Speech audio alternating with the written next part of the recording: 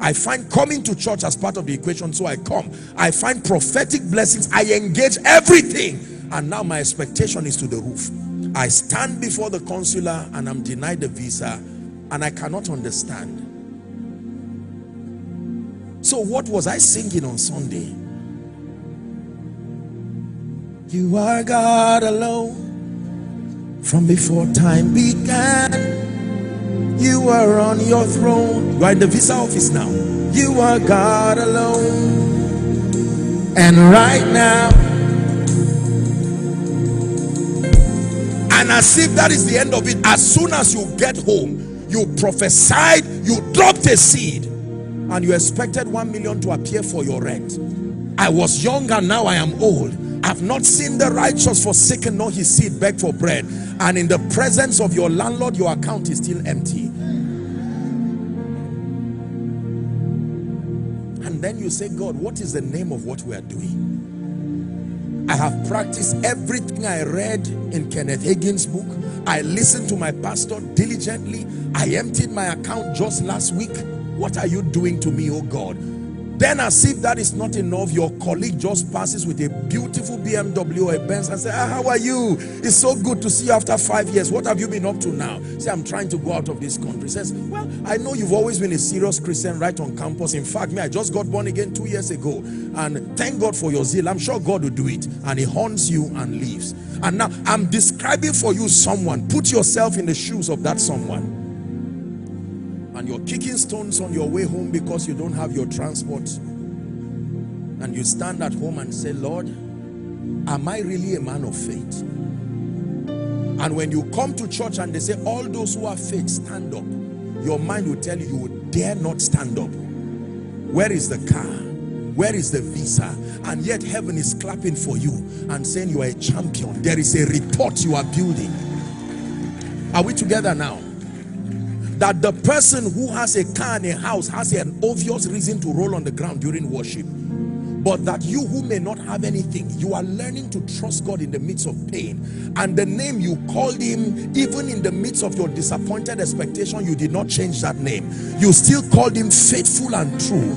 There is a report you are building. Many of you here administrators, how do you write a report? Do you summarize a report? A report is elaborate. It takes a while. You describe things. The Bible says you are obtaining a good report. So you find out that what made you cry last year, if the landlord comes back, you are still eating. I'm going to call police, and no problem. You've been threatened with police. That fear has gone away.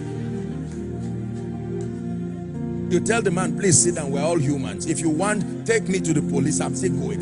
It's not desperation, it's growth. Something has happened to you that what would have made you have this magical fear-driven fast, fear-driven prayer that is not of faith. There is a purification that has happened to you. You get to a point where you say, Lord, I trust you, but I want you to know that if I have to walk out with my children and my luggage, I will stand in the midst of the shame and I will still call you faithful. My description of you has now come as a result of conviction. I have an experience with you that is greater than things. And if everybody say, where is your evidence? I will tell him, search my spirit. Beyond my bank account, my evidence for knowing and trusting and walking with God. Listen, when your faith stops at the realm of things, it will affect your Christian life. I believe in things, so I'm coming there. We're just climbing the ladder gradually. That in walking with God, your attention must go beyond things. So many believers waste the journey of faith because the devil cheats them through their limited understanding. Where is the faithful God?